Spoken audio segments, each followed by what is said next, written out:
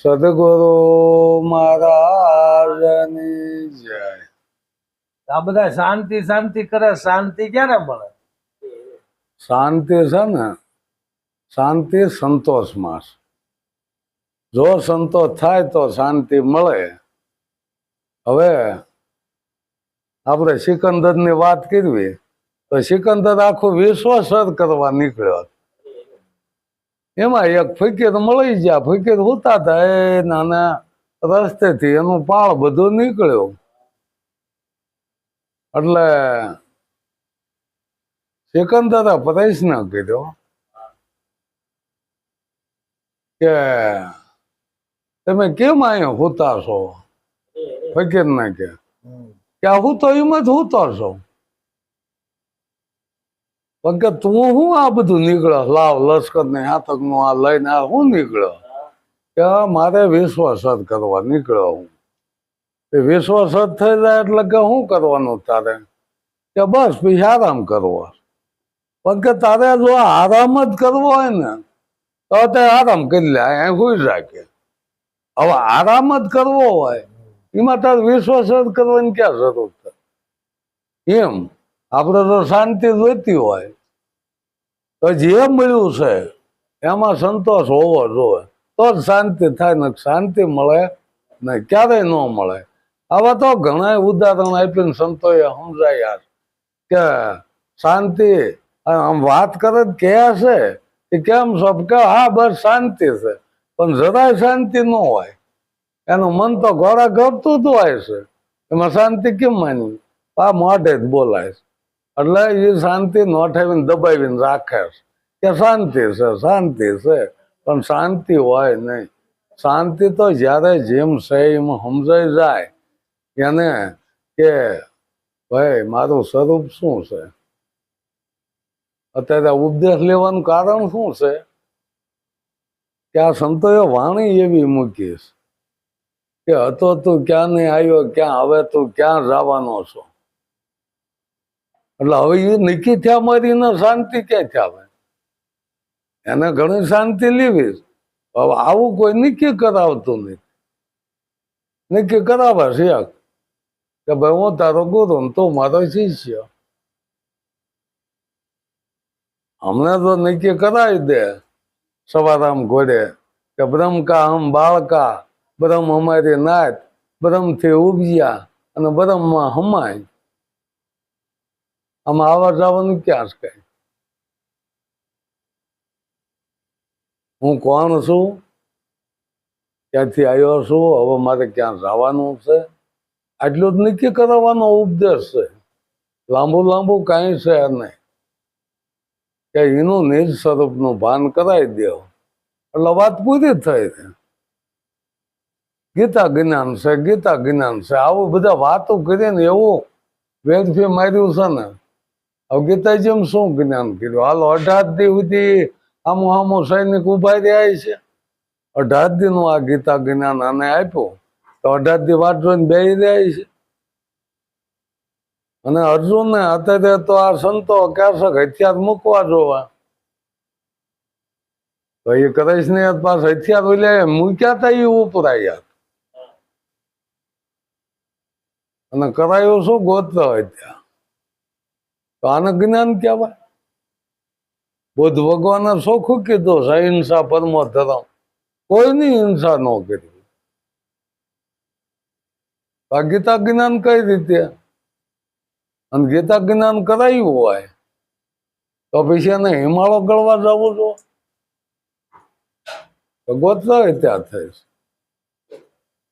કઈ રીતે થઈ છે ને એમનામ તો થતી નથી. જ્ઞાન જો એને એવું થઈ ગયું હોય તો એ શું લેવા યુદ્ધ જ કરે? એ તો એની રીતે સમજીને જ બેઠો હતો કે ભાઈ આવું હગા વાલા આ ભાઈઓ બંધુઓને મારીને આ રાતને મારે શું કરવું? તો એમને જે મળી રહી છે એમાં અમને સંતોષ છે. મારે આવું રાત જોતું નથી. છતાં કે ના, આ ધર્મની હાનિ કરે છે, આને સહારવા જ જોવે. તો પછી શું એ સહાયક નાખ્યા બંધ થઈ ગયું? ધર્મની હાનિ કરતા બંધ થઈ ગયા? ધર્મગુરુ ધર્મની હાનિ કરે છે. નોખા નોખા વાળા કરી અને એવા બટકાડ્યા છે ને, અમારું હાસું અમારું હાસું. ઉલટો આ વાળા કર્યા ને ધર્મગુરુ તોડે છે, સદગુરુ એને જોડે છે કે તારી કોઈ નાત નથી, કે તારી કોઈ જાત નથી, તું કોઈ તારો જલમ નથી, કે તારું મરણ નથી. જલમ મરણ માંથી ત્યારે છૂટે અને તઈ એને શાંતિ થાય. એના નિજ સ્વરૂપનું ભાન કરાવે ને તઈ એને શાંતિ થાય. નકર તો એને હમો દોડા વધારી દીધા.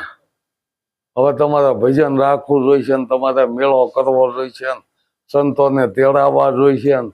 અને એ સંતો પાસે એકબીજાને પૂછે વાતો એ મેળાવડો કરે છે, કવર આપવાના છે તો આવી. આ સંતો છે, આ સંતો ભેગા થાય છે, શું કરે છે અહીંયા? અને અહીંયા પાસ બધા સમજેલા જ આવે છે. વાત તો મૂલ્યાની યાદ કરવાની ને કે ગુરુ 84 સોરાવે છે, ગુરુ તમને મોક્ષ પદ આપે છે, ગુરુ તમારો ઉદ્ધાર કરી દે છે. વાત તો યાદ કરવાની ને, બીજી કઈ વાત કરવાની? ઉદ્ધાર કર્યો એનો ઉદ્ધાર થઈ ગયો હોય તો મેળા મંડપમાં દોડવું જાવ, બીજે આવવું જોઈશે. આ હળવે હળવે તમને જ્ઞાન થાય છે, આ દીધું એ હું નકરું પાખંડ આંક્યો છે. ઓલામાં પૂંજામાં છૂટ્યા હતા, આ પૂંજા આવી, ગુરુની પૂંજા આવી. મોતે ફોટા પૂંજતા હતા, હવે ગુરુના ફોટા પૂંજવાના. ફેર શું પડ્યો એમાં? મળી તો ફોટા તો વળગાડી દીધા, કાંટે વળગાડ્યા. અને ગુરુની મરણ તિથિ, ગુરુની તિથિ છે. ગુરુ મરે જે અવિનાશી છે, અઘાટ છે, અપાર છે, અખંડ છે, કેમ નથી સમજાતું? તિથિઓ કરવા માંડ્યા. ઓલા તહેવાર હતા ત્યાં તિથિ થયું, ભગવાનો ના તહેવાર હતા ત્યાંની તિથિ ઉભી થઈ. ગુરુ એક હોય કે અનેક હોય? સદગુરુ સત્ય એક જ હોય, અનેક ન હોય. કોને માનવા? સદગુરુની જય બોલાય. અત્યારે આપણે કેટલાક ગુરુના નામ લઈ લઈને જય બોલાય. 10-15 મિનિટમાં તો જય બોલાવે. આવા સત્યની જય હોય છે ભાઈ. દેહ કોઈ અખંડ નથી, દેહ કોઈ અપાર નથી. નાશવંત વસ્તુને આપણે પકડીને બેસી ગયા. આ અમારા ગુરુ છે. એક શબ્દ ગુરુ દેવ કા તાકા આનંદ વિચાર હાકે મુનિજન પંડિતા જેનો વેદનો પામે પાર. વેદે નેતિ નીતિ કહી દીધો એવો આ ગુરુ શબ્દ એક એવો છે. જે એ નથી ખબર કે એ શબ્દ કયો, શબ્દ કયો, એક શબ્દ એ કયો. આ ગુરુ એ જ શબ્દ, એક શબ્દ ગુરુ દેવ કા. ચોખ્ખી વાત કરી કે આ ગુરુ શબ્દ એક જ એવો છે કે જે વેદ એનો પાર નથી આણી ક્યાં. આપણે ક્યાંક પાર આણી શકશું? ગુરુ અપાર વસ્તુ છે એટલે એનો પાર ન આવે. અને એ હાટો તેને અપાર કીધો છે. ઘાટ તો બનેલો છે એટલે ગમે તેથી તૂટે. બનેલી વસ્તુ ગમે તેથી તૂટે.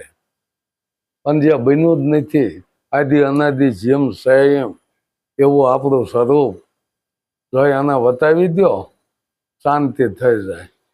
એને શાંતિ કીધી. જે જાણવા માગે છે એ એને મળતું નથી, ત્યાં સુધી એને શાંતિ ક્યાંથી હોય? પછી તો એને દોડા દોડે જ રહે.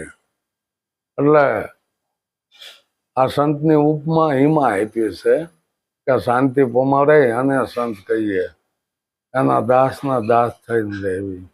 હવે આ તો ધોળા વધાર્યા આમ તો આ બધી લપત ઉભી રહી. આમાં શાંતિ એને ક્યાંથી આવે? આવવા જવાનું વ્યાતું થઈ ગયું. એક તો ઓલા એના વ્યવહારમાં તો એ પૂગતો નતો. આ નવો વ્યવહાર ઉભો થયો કે ભાઈ ગુરુદ્વારા જ જવું છે. તો આપ્યું એને શું? કાળમુખ લઈને ગુરુમુખ તો એને આપ્યું. ગુરુદ્વારો તો એની પાસે જ છે. તો ગુરુદ્વાર શું આ મકાન છે? ગુરુદ્વારો 10મો દ્વાર છે.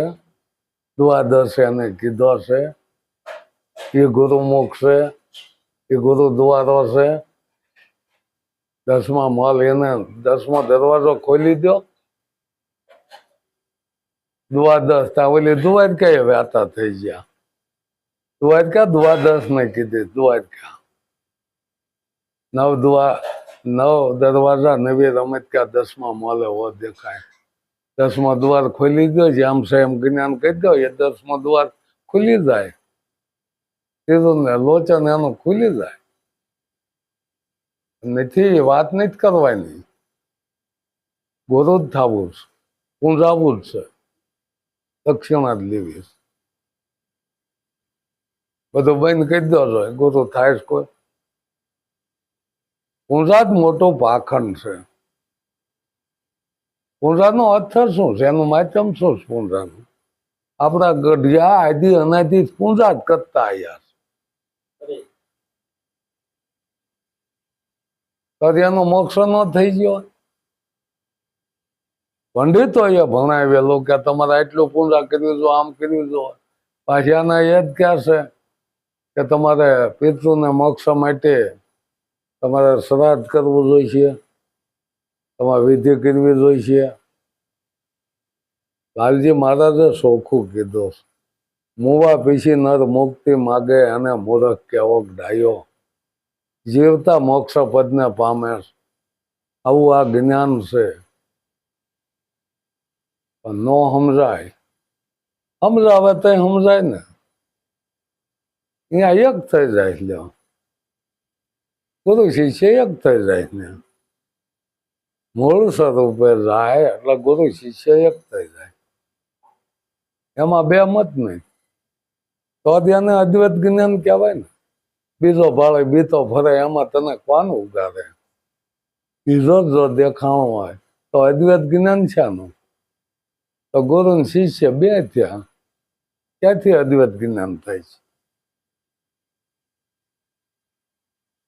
પણ જો શાંતિ પામી હોય તો જેમ છે એમ સમજાવે ને, તો જ એ ગુરુને રાખવાના. એક સેકન્ડનો વિલંબ નહીં કરવાનો, એ ગુરુને કાઢી નાખવાના. કોઈ ગુરુ દોષ ન લાગે. આ તો ભીખ મૂકે છે.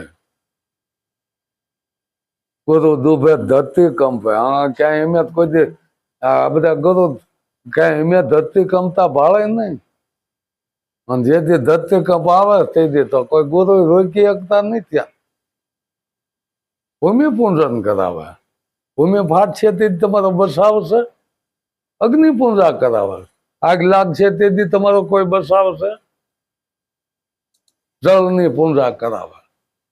એમાં તમારો છોકરો પડી જાય છે, શું તેથી જાય છે? નકરું પાખંડ ઉભું કર્યું છે. માત પિતાથી આ દુનિયામાં મોટો કોઈ નથી. એને જરીએ હવાર જ નથી રાખ્યો. નાનેથી મોટા કર્યા, પરણાયા, પહટાયા.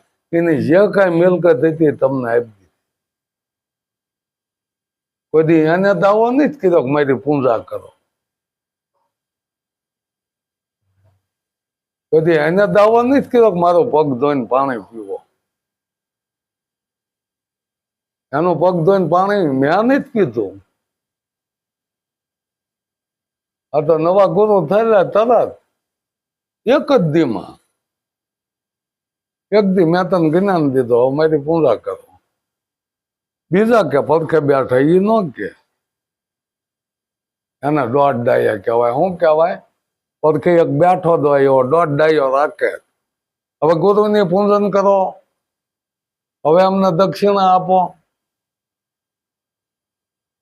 અને અમુક તો એવા ગુરુ કે પૈસા નહીં ચડતા, તો આજે બેઠો એ ઉપાડ લે. અમુક ગુરુ પૈસા નહીં ચડતા, પૈસાનું એ પૈસા વિના કોઈનું ગુજરાન હાલે? આપણે 18 કોટે જ્ઞાન હોય અને ક્યાંક બસમાં બેસી ગયા, એ કંડક્ટરને કહેવો કે મારે 18 કોટે જ્ઞાન છે, કે છે ઓલો એમ કે તમારે ટિકિટના એટલા દેવા દે. નો હાલે, પૈસાની બધાની જરૂર પડે. જ્ઞાની હોય તોય ભલે, અજ્ઞાની હોય તોય ભલે, પૈસાની જરૂર પડે. તો પૈસા માટે મહેનત કરવી જોવાશે. પરપંચનો પૈસો કોઈને હજમ થયો નથી અને થાય નહીં. અત્યારે ભલે મીઠું લાગતું હોય છે, એ હજમ નથી થતો. તો જ કહે ને કે મહેનતનો રોટલો મીઠો લાગે. મહેનત કરવી જોવે. મહેનત કરવામાં કેટલો થાક લાગે એ તો મહેનત કરતા એને ખબર હોય. મજૂર વર્ગને માંડ બિચારા 2 જણા જાતા હોય, 500 રૂપિયા હાજર લાવતા હોય. આ મોંઘવારીમાં શું 500 નું આવે? એમાં 2-4 છોકરા હોય, ભણાવવાના હોય, એટલે એનું ગુજરાન માંડ માંડ. હવે એને એ શાંતિ કઈ રીતે આપી શકે? અને એમાં આ ધોળા કરવાના આવે કે તમે આપણે ગુરુવાર ગોઠવો, ગુરુવારે આવજો, એટલે હળવા હળવા તમને આ જ્ઞાન થાય છે. અત્યારે ગોળ ખાવીએ તો હળવા હળવા ગળવા લાગે કે તરત લાગવા માંડે?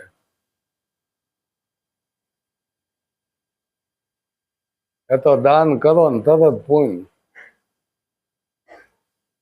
અને આ જ્ઞાની ગુરુ જ્ઞાન દાતા કહેવાય છે.